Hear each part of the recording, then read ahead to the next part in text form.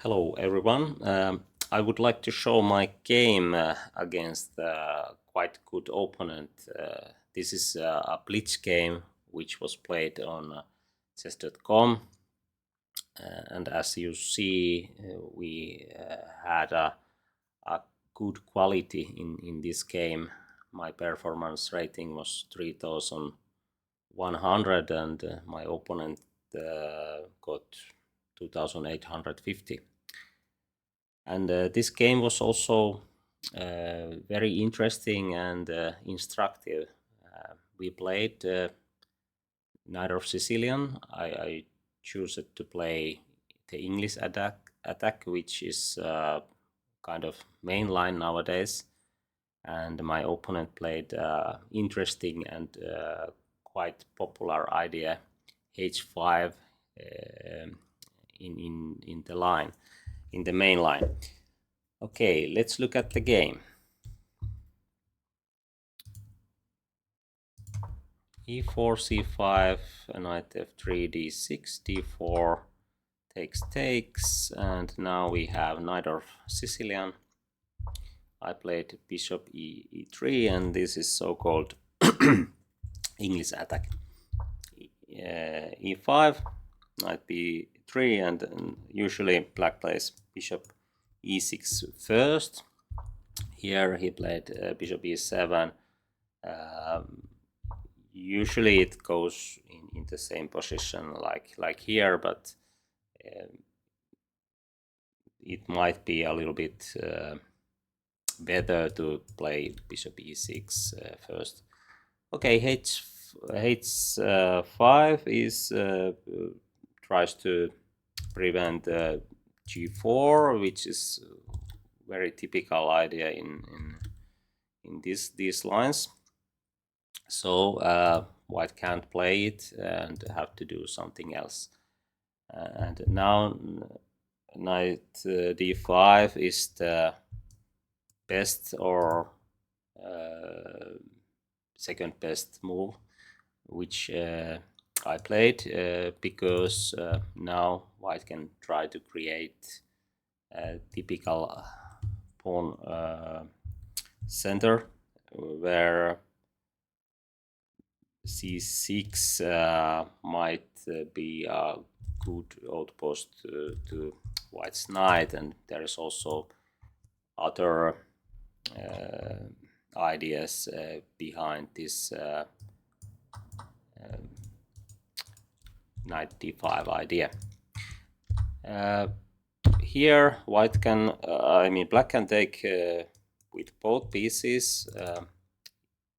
This is very typical situation in Najdorf, and usually it's good idea to keep the bishop pair if there is no g4 ideas. Like here, white can't play g4, and this bishop can be very useful. For example, here castling is not the best option, even though this chess.com computer says that castling might be the best.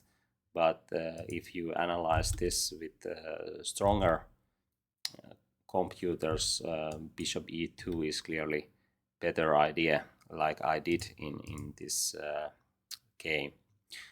The reason is that black can create quickly counterplay on c file, and it's very typical situation that white has to exchange these bishops, and now as you see, even this computer says that white doesn't have edge after bishop g5. Anyway, if black takes with bishop, then this idea is usually the best. As you can see, computer says long castling, and then white can create some play on king side. There is also an option to play like c4, knight a5 with standard ideas. Okay, game went this way and bishop e2. And now white has two standard ideas. The first one is c4 with knight a5, and the idea is to put knight on c6 if black plays b5 or b6, and that's why this knight is quite annoying, because black has to defend it by queen. And even though I mean even that kind of situations, white can create more play on queen side. If queen comes to c7, it might get in trouble with white's rook. Here black played knight d7, and the other idea is to play f4 quite quickly, and short castling is the move which I played here. And now I have two ideas in my mind. The first one is this, and the second one is to play f4 quickly, because h5 can be weak, and there's some tactics against f5 bishop. Here black played very standard move a5. The idea is to hit this knight and prevent knight a5 idea.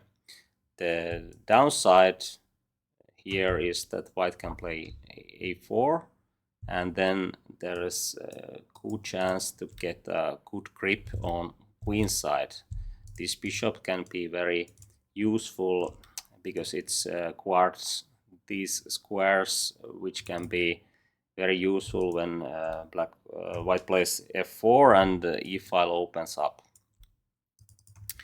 So here black played castling, and f4 is the idea to be played here. Now h5 is hanging, and if black takes on f4, white can also play knight d4, which is a very nice outpost to the knight.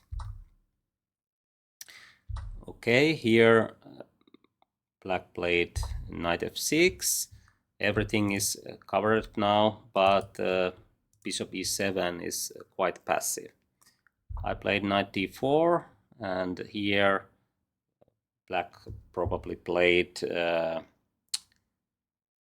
mistake, because now bishop on e4 looks very active, but actually this square is more useful for the knight. So bishop c6 is a more typical way to play in these positions. And now white probably has to play like bishop f3, and this is still a game. While black can transfer knight to c5, and maybe someday to play bishop f6, and this is quite typical Najdorf position, where white has probably slight edge, but black has good chances to create counter chances and counter play. Here, after bishop g6, white can't really play c4, because now white's position gets too loose. Knight can jump to e4, and now it's very hard to find good square to the queen. For example, this looks very threatening. b2 is hanging, d4 is hanging, and actually, yes, computer likes a lot black's position, so white has to be careful here. But after bishop e4, now white can play c4, and then there is no time to play queen b6. At least white can play bishop e3, and then there is many chances to hit the queen, and and win some material.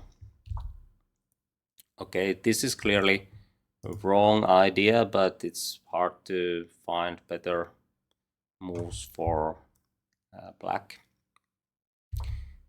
I played rook here to create instant threat, and also I can play b3. There's no any kind of threats on this diagonal. I can jump to b5 and play king h1 if needed. Okay, bishop g6, and I took this away. Actually, even I have bishop there, I'm going to play pawns like this way, so I don't need this bishop, and now black's pawn structure is more compromised, and that's why I think here it's clear that knight and bishop is better pair than bishop pair in this position. Okay, queen d7 was the move in the game. It's slightly a mistake because white can play nice tactics here, but it's very hard to find a better options because d6 is weak.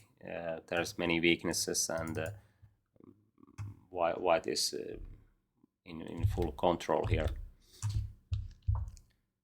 Queen d7, and I took here. The idea is win a pawn, and in these lines, when d6 drops, white has a very straightforward idea to promote the pawn, and this was the idea I was looking for.